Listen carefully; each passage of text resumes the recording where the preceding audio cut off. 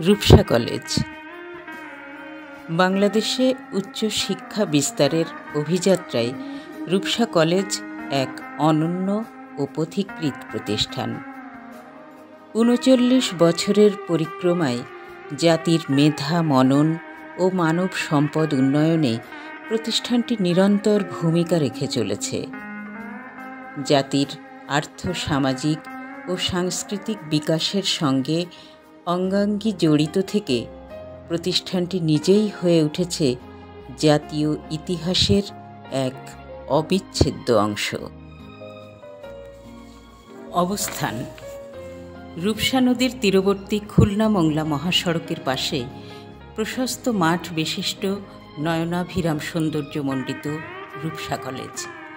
প্রশস্ত classroom, library, digital lab, খেলার মাঠ, দৃষ্টিনন্দন পুকুরঘাট নিয়ে রূপসা কলেজ আঙিনা।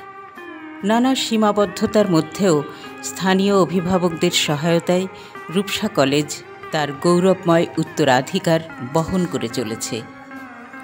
উল্লেখযোগ্য সংখ্যক মেধাবী শিক্ষক মণ্ডলী ও ছাত্রছাত্রীর সমাহারে কলেজ পর্যায়ে এটি উচ্চ শিক্ষা প্রদানকারী প্রতিষ্ঠান। গৌরবময় ঐতিহ্যের ধারাবাহিকতায় শিক্ষার গুণগত মান উন্নয়নে কলেজটি নিরলসভাবে কাজ করে চলেছে।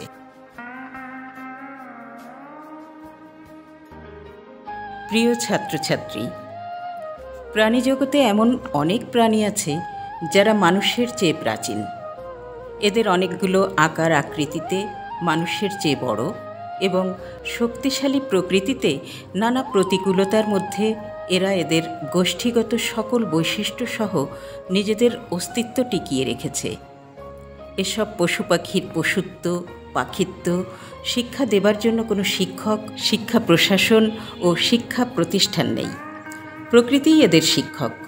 প্রকৃতি থেকেই এরা এদের গোষ্ঠীগত গুণাবলী অর্জন করে। এরা যথেষ্ট বুদ্ধিমানও বটে। বাবুই পাখির বাসা বছরের বিশেষ ঋতুতে হাজার হাজার মাইল দূর হতে বিভিন্ন প্রজাতির পাখিদের একটা নির্দিষ্ট পথে দেশ দেশান্তরে গমনাগমন।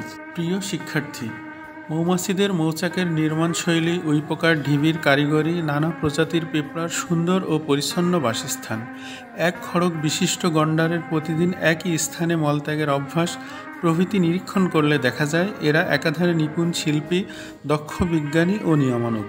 অনেক ক্ষেত্রে এরা প্রকৃতি থেকে স্বাভাবিকভাবে যা শেখে মানুষকে তা স্কুল কলেজে পড়ে শিখতে হয়। মানুষ ছাড়া কোনো প্রাণী খাদ্য উৎপাদন করে না, অথচ বিশাল প্রাণী জগতে খাদ্যাভাব নেই। মানুষ নিজেরা উৎপাদক। তাছাড়া গোটা উদ্ভিদ ও প্রাণী জগৎ মানুষের খাদ্য হওয়া সত্ত্বেও মানুষের খাদ্যাভাব লেগেই আছে। তবুও মানুষ সৃষ্টির সেরা, প্রাণীকুলের সবচেয়ে বুদ্ধিমান এবং আজকের এই বিস্ময়কর সভ্যতার স্রষ্টা। এখন প্রশ্ন, কিসে তার এই শ্রেষ্ঠত্ব? এক কথায়, শিক্ষা। মানুষ শিখতে চায়, শেখাতে চায়।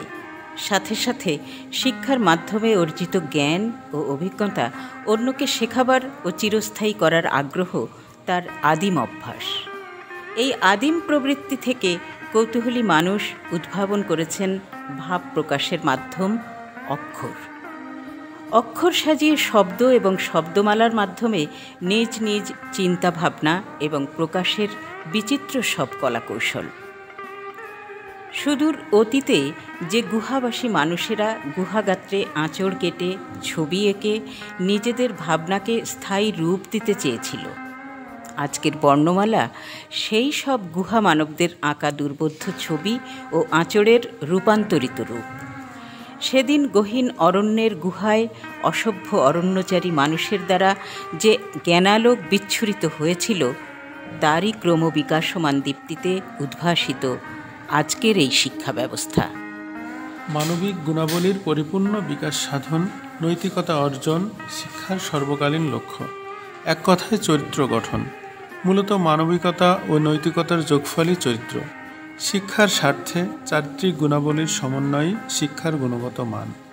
পরীক্ষায় শিক্ষার্থীর অবস্থান নম্বর দিয়ে মাপা গেলেও শিক্ষাকে মাপতে হয় শিক্ষিত ব্যক্তির সততা, দক্ষতা, দৃষ্টিভঙ্গি, দায়িত্ববোধ, ন্যায়পরায়ণতা, দেশাত্মবোধ এবং আত্মনির্ভরশীলতার মাধ্যমে। সুতরাং যে শিক্ষায় চরিত্র সৃষ্টি হয় না, সে শিক্ষা যত বেশি নম্বরেরই হোক, তার কোনো মান নেই। প্রিয় পরীক্ষার্থী, মেধা অনেকটা খাদ্য ও পুষ্টির মতো। পুষ্টি খাদ্যতেই বিদ্যমান।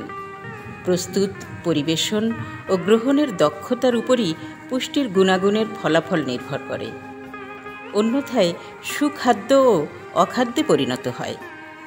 যে খাদ্যে পুষ্টিগুণ যত বেশি, সে খাদ্যের মান তত বেশি। খাদ্যের মান যেমন পুষ্টিতে, শিক্ষার মান তেমন চরিত্র সৃষ্টিতে।